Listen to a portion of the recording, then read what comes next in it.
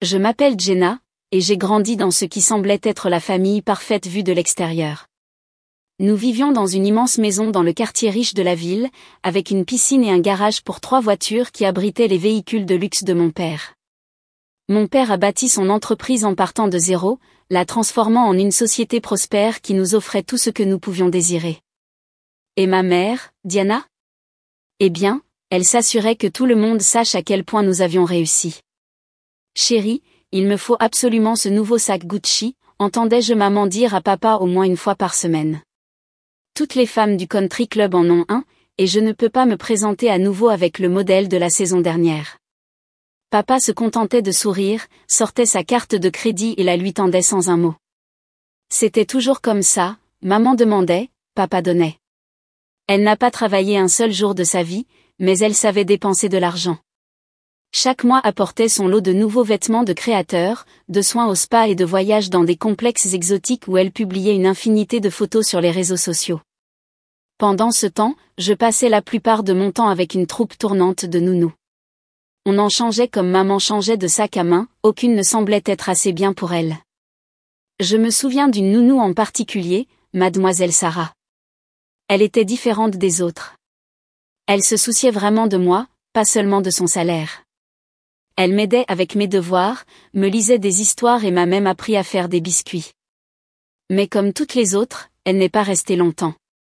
Je l'ai surprise en train d'utiliser un de mes foulards en soie, annonça maman un jour, même si je savais pertinemment que Mademoiselle Sarah n'aurait jamais fait une telle chose. Nous ne pouvons tout simplement pas avoir du personnel qui ne connaît pas sa place. J'avais 14 ans quand tout a changé. Papa travaillait tard plus souvent que d'habitude, essayant de conclure une grosse affaire. Maman planifiait ses prochaines vacances aux Maldives, complètement inconsciente des rides de stress qui se creusaient sur le visage de papa. Puis, un soir, le téléphone a sonné. Je peux encore entendre le cri de maman résonner dans nos couloirs de marbre.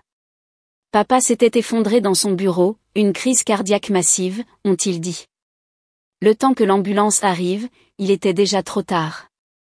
Aussi simplement que ça, mon père était parti, et notre monde parfait a commencé à s'effondrer. Les funérailles furent un brouillard de robes noires et de murmures de condoléances. J'étais là, insensible, regardant maman faire son spectacle pour tous les invités. Elle était la veuve éplorée, jouant son rôle à la perfection. Mais je pouvais voir la panique dans ses yeux, non pas parce qu'elle avait perdu son mari, mais parce qu'elle était sur le point de perdre son style de vie. Le jour où maman est entrée dans le bureau de papa et s'est assise dans son fauteuil, j'ai su que nous étions condamnés. Elle a tourné plusieurs fois sur elle-même, a redressé sa veste de créateur et a convoqué tous les chefs de département à une réunion. J'ai observé depuis le seuil de la porte comment elle essayait de canaliser son PDG intérieur, mais tout ce que j'ai vu, c'est une femme désespérée jouant à se déguiser. J'ai tout appris de ce métier grâce à mon mari, a-t-elle annoncé à la salle remplie de visages sceptiques. Nous allons porter cette entreprise vers de nouveaux sommets. J'avais envie de crier. Papa ne lui avait rien appris sur les affaires, elle n'avait jamais montré le moindre intérêt. Son implication la plus importante dans l'entreprise avait été d'organiser la fête de Noël annuelle. Mais maintenant, la voilà, faisant de grandes proclamations sur des plans d'expansion et des stratégies de marché qu'elle ne comprenait manifestement pas. Ce soir-là, au dîner, elle ne pouvait s'arrêter de parler de son nouveau rôle. Savais-tu, Jenna, que ton père avait tous ces tableurs compliqués? Eh bien, j'ai tout simplifié. Qui a besoin de tous ces chiffres quand on a l'instinct? Maman, ai-je tenté de la raisonner, peut-être devrais-tu engager quelqu'un pour t'aider à diriger les choses? Quelqu'un avec de l'expérience? Elle a agité la main avec dédain. Ne sois pas idiote, ma chérie. Je m'en sors parfaitement bien. Tu devrais entendre à quel point tout le monde est impressionné par mon sens naturel des affaires. Mais il n'était pas impressionné. Au cours des mois suivants, j'ai vu les employés expérimentés commencer à disparaître un par un. D'abord, le directeur financier de confiance de papa est parti, puis le directeur des opérations, et bientôt même le personnel subalterne quittait le navire. Pendant ce temps, j'entendais des conversations chuchotées sur des paiements manqués, des contrats annulés et des dettes croissantes. Maman a commencé à puiser de l'argent dans les comptes de l'entreprise pour ses dépenses personnelles, insistant sur le fait qu'elle le méritait en tant que PDG. Quand je lui posais des questions à ce sujet, elle me tapotait simplement la tête et disait « Tu es trop jeune pour comprendre les affaires, ma chérie. » Chaque réunion de famille devenait une scène pour ses délires. L'entreprise ne s'est jamais aussi bien portée, se vantait-elle auprès de nos proches. J'ai tout modernisé. James serait si fier. Papa aurait été horrifié. Je n'avais que 15 ans, mais même moi, je pouvais voir que nous nous dirigions vers un désastre. Le coup de grâce est arrivé juste avant mon 16e anniversaire.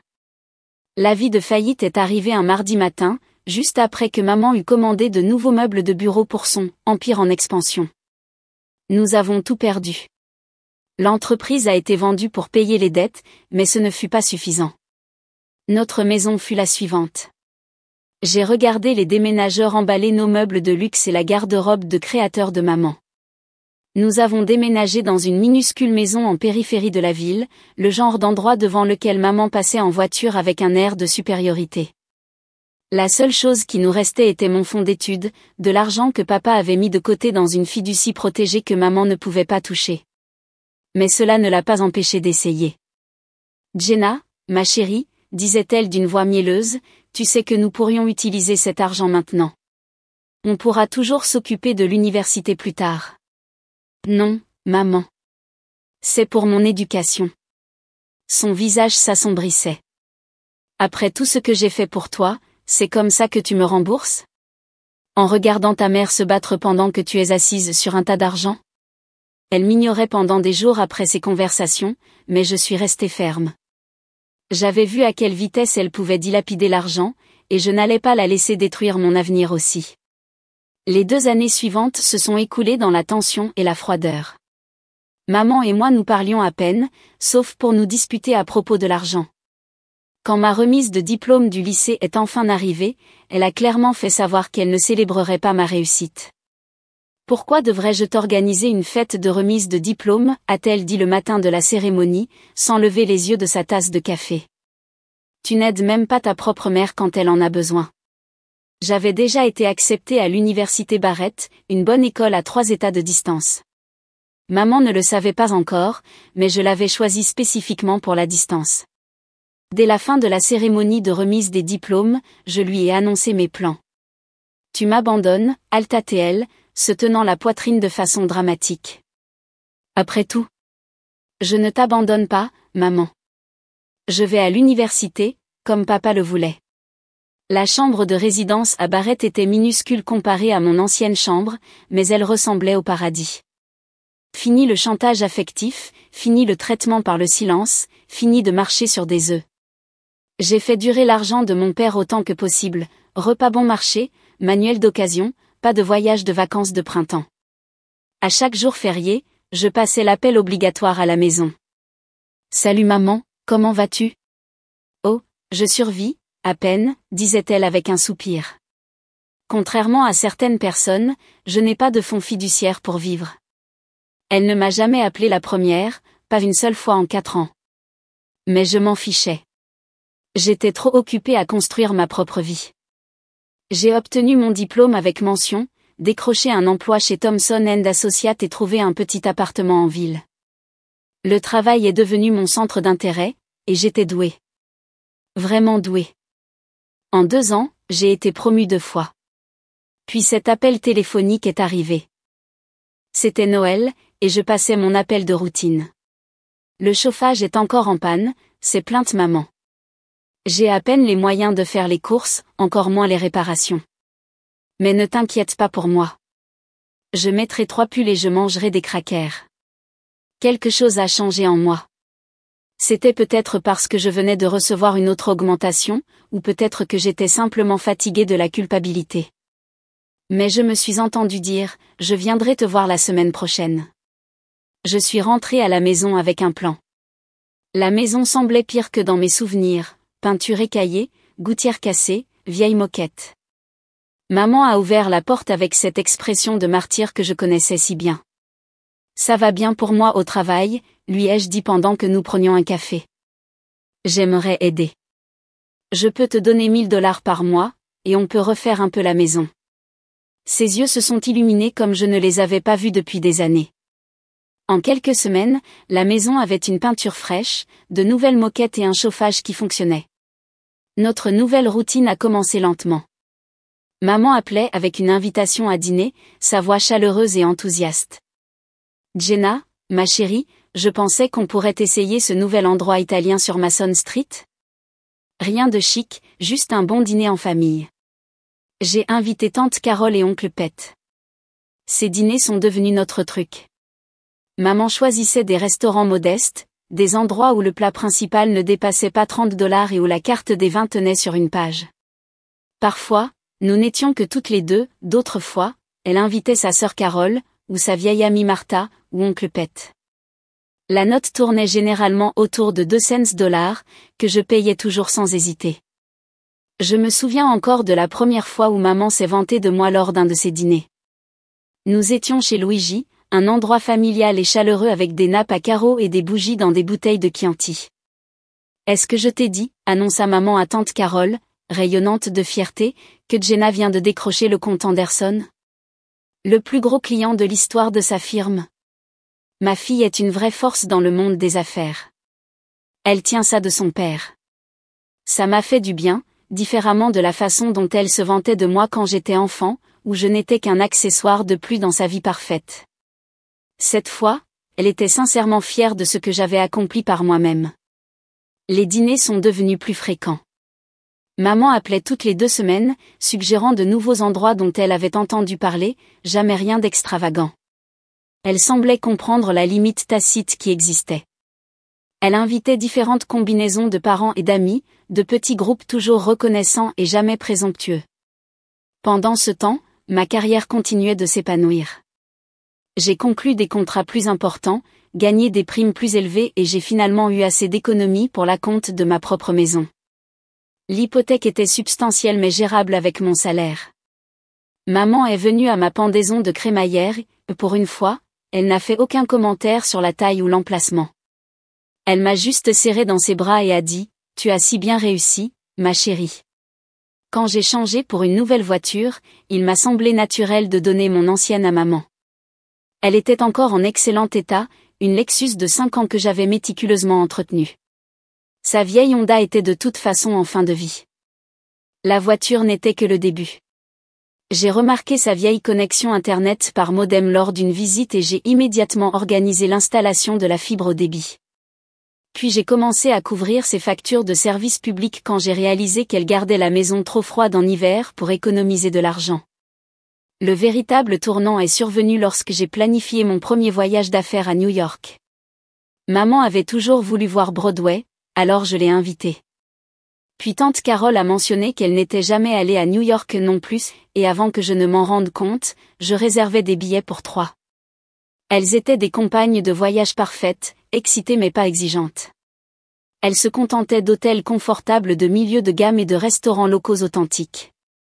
Nous marchions partout au lieu de prendre des taxis, et elles passaient des heures à Central Park à simplement regarder les gens. Ce premier voyage a créé un précédent. Chaque fois que je devais voyager pour le travail Boston, Chicago, San Francisco, j'emmenais maman et 1 ou 2 parents avec moi.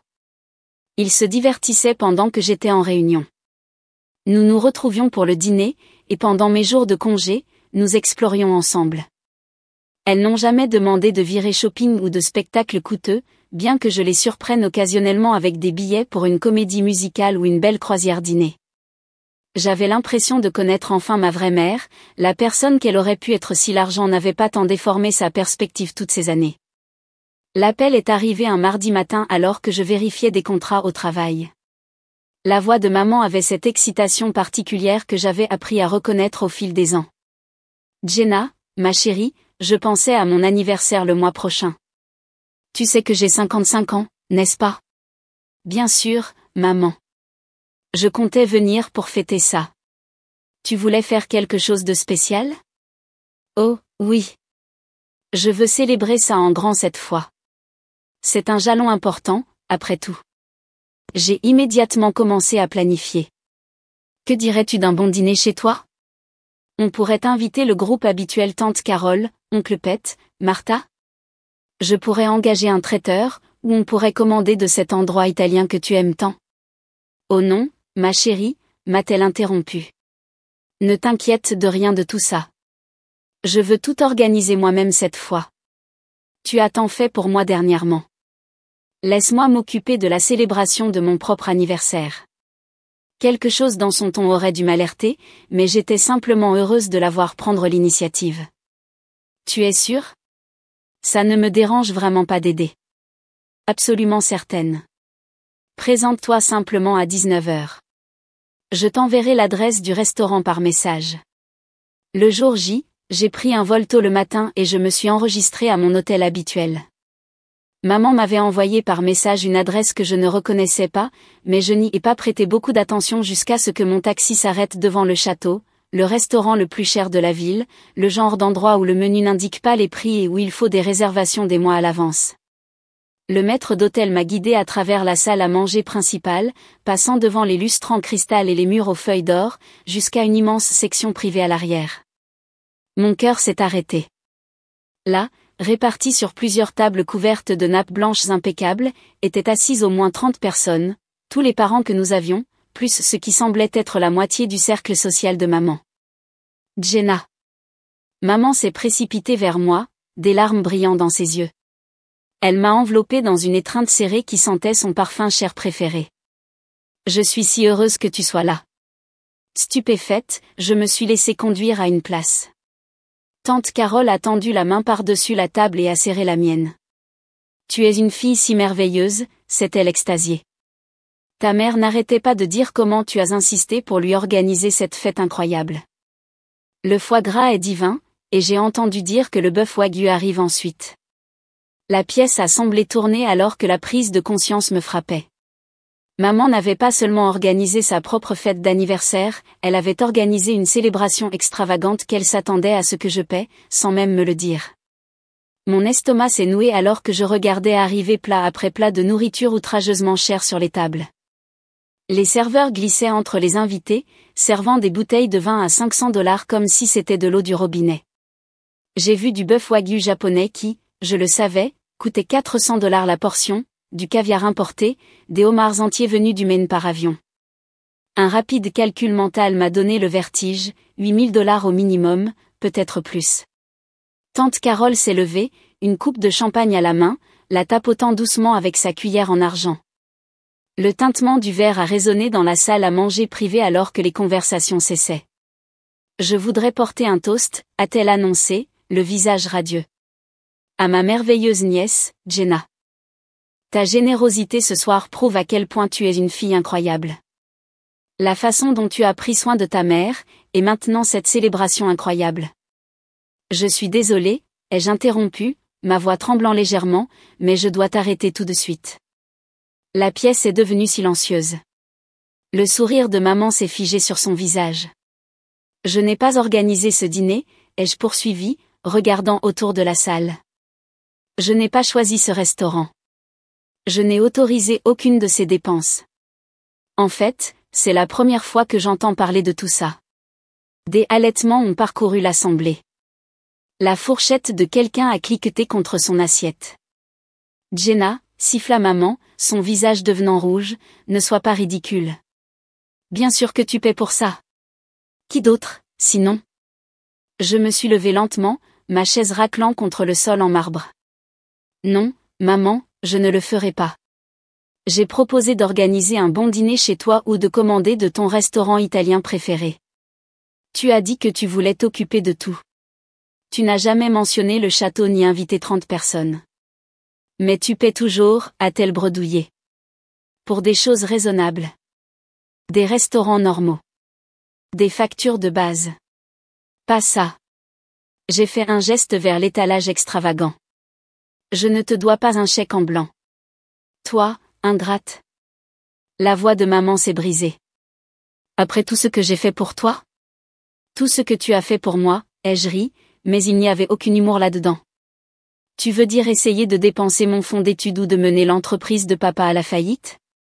Le silence dans la pièce était assourdissant. J'ai mis la main dans mon sac et j'ai sorti mon portefeuille, comptant $200. Ceci couvre ma côte de porc et mon verre de vin, ai-je dit, en posant les billets sur la nappe blanche impeccable. Bonne chance pour le reste. Je suis sorti sans regarder en arrière, mes talons claquant sur le sol en marbre comme un compte à rebours. Personne ne m'a appelé. Personne n'a essayé de m'arrêter. L'air nocturne m'a frappé le visage comme une gifle en sortant dans la rue. J'ai hélé le premier taxi que j'ai vu et lui ai dit de m'emmener à mon hôtel. Dès que je suis arrivé dans ma chambre, j'ai éteint mon téléphone. Je savais qu'il commencerait bientôt à sonner, appel furieux de maman, message déçu de parents, demande d'explications. Mais pour l'instant, j'avais juste besoin de silence. Je me suis assise sur le bord du lit de l'hôtel, la main tremblante, et j'ai regardé les lumières de la ville scintiller à travers la fenêtre. Pour la première fois depuis des années, je me sentais vraiment seule, étrangement, merveilleusement libre.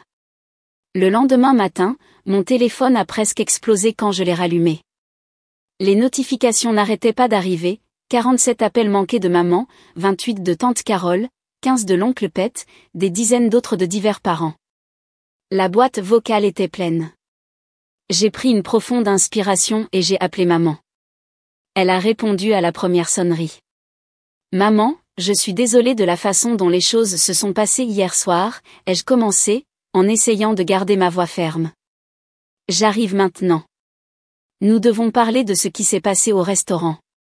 Je pensais vraiment qu'elle pourrait être conciliante, que peut-être, juste peut-être, elle réaliserait à quel point il était inapproprié d'organiser une fête aussi extravagante aux frais de quelqu'un d'autre sans même lui demander. Je n'aurais pas pu avoir plus tort. Comment oses-tu? Son cri était si fort que j'ai dû éloigner le téléphone de mon oreille. Chose égoïste, narcissique, ingrate. As-tu la moindre idée de ce que tu as fait? Maman, si tu m'avais parlé d'eux. Tu m'as complètement humiliée devant tout le monde. Sais-tu ce qui s'est passé après que tu es partie en furie comme une gamine gâtée? Tout le monde a dû débourser $400 chacun pour couvrir l'addition. $400. Le total était de $12 000. $12 000. Et toi, avec tout ton argent, tu n'as même pas daigné payer pour l'anniversaire de ta propre mère? Sale cupide. Ma tête tournait. $12 000? Avait-il commandé encore plus après mon départ? Tu penses que je suis cupide, maman? Bien. Je vais te montrer ce que c'est que d'être cupide. J'ai raccroché au milieu de sa tirade. Mes mains ne tremblaient plus. Au lieu de cela, une froide clarté s'est emparée de moi alors que j'ouvrais mon ordinateur portable. D'abord, je suis allée sur mon compte bancaire et j'ai annulé le virement mensuel automatique de $1000 sur son compte. Ensuite, j'ai appelé le concessionnaire où j'avais acheté mon ancienne Lexus. Bonjour, c'est Jenna Mitchell.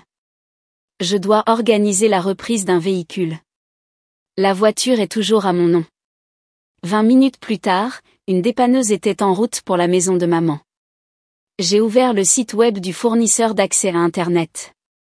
3 clics, et sa connexion au débit était programmée pour être déconnectée.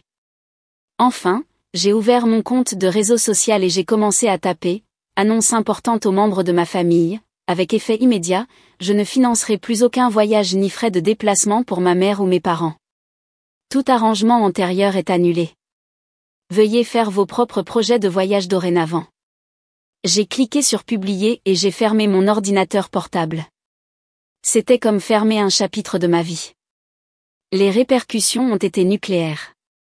Quelques heures après ma publication sur les réseaux sociaux, mes notifications ont explosé de commentaires de parents qui, quelques jours auparavant, étaient plus qu'heureux de profiter de ma générosité. Comment as-tu pu faire ça à ta propre mère, a écrit tante Carole.